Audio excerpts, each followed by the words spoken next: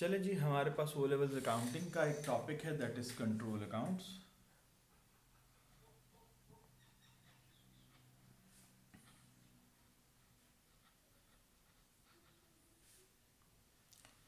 अच्छा जी, सबसे पहले तो बात ये है कि कंट्रोल अकाउंट्स होते क्या हैं जी।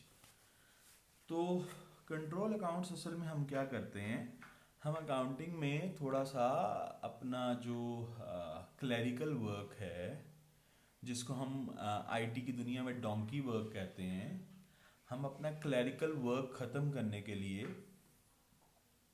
हम कंट्रोल अकाउंट्स बना लेते हैं। मतलब आप में से अगर किसी ने ज़िंदगी में एक दफ़ा भी इनकम स्टेटमेंट या फाइनेंशियल पोजीशन बनाई है तो उसको पता है कि हमें जो इन्फॉर्मेशन गिवन होती है उसमें वेजेस की एक ही वैल्यू गिवन होती है।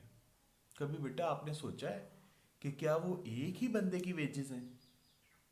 पैकेजेस के पास मोर देन 15,000 एम्प्लॉयज़ हैं, तो क्या हर एम्प्लॉय की अलग अलग सैलरी आपको मिलती है जो आप इनकम स्टेटमेंट में लिखते हो, या आपको वेजेस की एक ही वैल्यू मिलती है? तो बेटे जो वेजेस की एक ही वैल्यू आपको मिलती है, इसको हम वेजेस कंट्रोल अकाउंट बोलते हैं। क्योंकि एक एक बंदे की सैलरी का जो सारा कैलकुलेशन है वो एचआर डिपार्टमेंट करता है। कितना टैक्स है, किसका कितना पेंशन है, किसका कितना नेशनल सिक्योरिटी कंट्रीब्यूशन है, ये एक एक बंदे वाला काम अकाउंटेंट नहीं करता। क्योंकि अकाउंटेंट का काम क्या होता है कि उसने इनकम स्टेटमेंट और फाइनेंशियल पोजीशन बनानी होती है। सो अकाउंटेंट का चूंकि objective income statement financial position है, तो वो अपने ऑब्जेक्टिव को फुलफिल करने के लिए हमेशा क्या करता है, कंट्रोल अकाउंट्स बनाता है। और हमारे कोर्स में जो कंट्रोल अकाउंट्स हैं वो ट्रेड रिसीवेबल्स के लिए हैं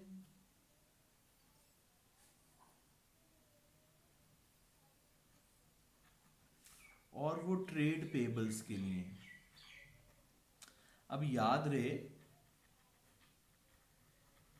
कि हम कंट्रोल अकाउंट्स में टोटल रिसीवेबल्स की बात करेंगे, टोटल सेल्स की बात करेंगे, टोटल सेल्स रिटर्न की बात करेंगे।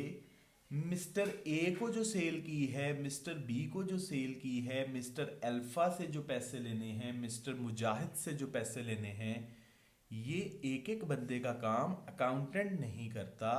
अकाउंटेंट का काम टोटल का काम करना है, क्योंकि अकाउंटेंट समराइज्ड इंफॉर्मेशन से फाइनेंशियल पोजीशन बनाना चाहता है।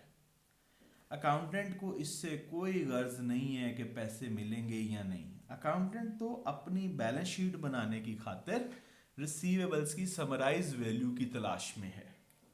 अब एक एक बंदे से जितने पैसे लेने हैं वो क्रेडिट कंट्रोलर का काम है, वो एक अलग डिपार्टमेंट है।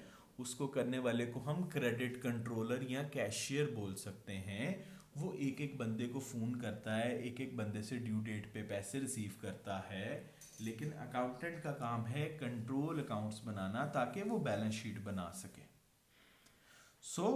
आप कह सकते हैं कि कंट्रोल अकाउंट्स का ऑब्जेक्टिव क्या है, to provide summarised information so that the accountant can prepare financial position. मैं थोड़ा सा बता दूं बेटे, अक्सर वो पूछता है, कहता है स्टेट करो what is the benefit of control account. तो मार्किंग स्कीम में एक नंबर होता है, तो मैं स्टेट क्या करता हूं, मैं कहता हूं जी control accounts provide summarised information for receivables. वो कहता है एक्सप्लेन करो, तो फिर 2 मार्क्स होते हैं। फिर मैं क्या कहता हूं, मैं कहता हूं control accounts provide summarised information for trade receivables so that, ये जो मैं सो दैट लगाता हूं मैं एक्सप्लेन करूं, so that the financial position can be prepared. सो हम एक्सप्लेन में और स्टेट में फ़र्क हमें आना चाहिए। हमारी अकाउंटिंग में अब की बार ओ लेवल्स में भी ज़्यादा थ्योरी आएगी।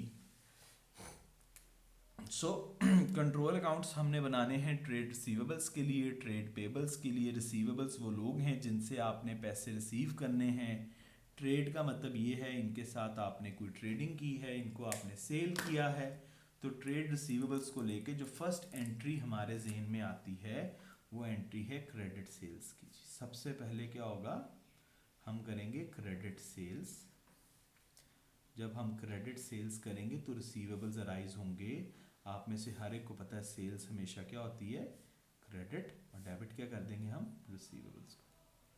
रिसीवेबल्स या फिर रिसीवेबल्स कंट्रोल अकाउंट, और या फिर ट्रेड रिसीवेबल्स का ही दूसरा नाम है that is sales ledger control account, sales ledger control account. तो हम एंट्री कर लेंगे रिसीवेबल्स डेबिट सेल्स क्रेडिट। अगर सेल्स रिटर्न होगी तो क्या करेंगे, अगर बेटे सेल्स रिटर्न या रिटर्न इनवर्ड्स होगी तो याद रहे sale return always debit, sale return असल में डिक्रीज इन इनकम है और decrease in income always debit, और रिसीवेबल्स हमारे कम हो जाएंगे, अब हमने पैसे नहीं लेने या कम लेने, दैट वाई क्रेडिट। जब हमें कैश रिसीव होता है तो हम एंट्री क्या करेंगे, ये वो लोग हैं ना जिनसे पैसे लेने हैं क्योंकि उधार सेल किए, तो जब कैश मिलेगा मैं कहूँगा कैश डेबिट और रिसीवेबल्स क्रेडिट, रिसीवेबल्स क्रेडिट। फिर जी ऐसा भी तो हो सकता है कि हमें उन्हें डिस्काउंट अलाउ करना पड़ जाए, डिस्काउंट अलाउड, तो हम एंट्री करेंगे discount allowed as expense debit, discount allowed as expense debit, receivables credit. तो आप देखें डिस्काउंट अलाउड से मेरा रिसीवेबल कम होगा, कैश मिल जाएगा तो भी रिसीवेबल कम होगा, जब वो सेल्स वापस कर देंगे तो भी रिसीवेबल कम होगा, लेकिन जब मैं सेल्स करता हूँ तो मेरा रिसीवेबल इंक्रीज होगा। तो हर वो चीज़ जिससे ऐसा डेबिट होगा इंक्रीज होगा, डेबिट होगा डिक्रीज होगा, क्रेडिट होगा। बेटे ऐसे भी तो हो सकता है कि वो कहे कौन से पैसे भाई, कौन हो तुम, तो फिर क्या करेंगे, हम करेंगे bad debts as expense debit और रिसीवेबल्स विल गो डाउन, और रिसीवेबल एसेट है, एसेट को जब भी कम करना है आपने उसको क्रेडिट कर देना है। बेटे जिस तरह कैश मिल सकता है इस तरह चेक भी तो मिल सकता है ना जी।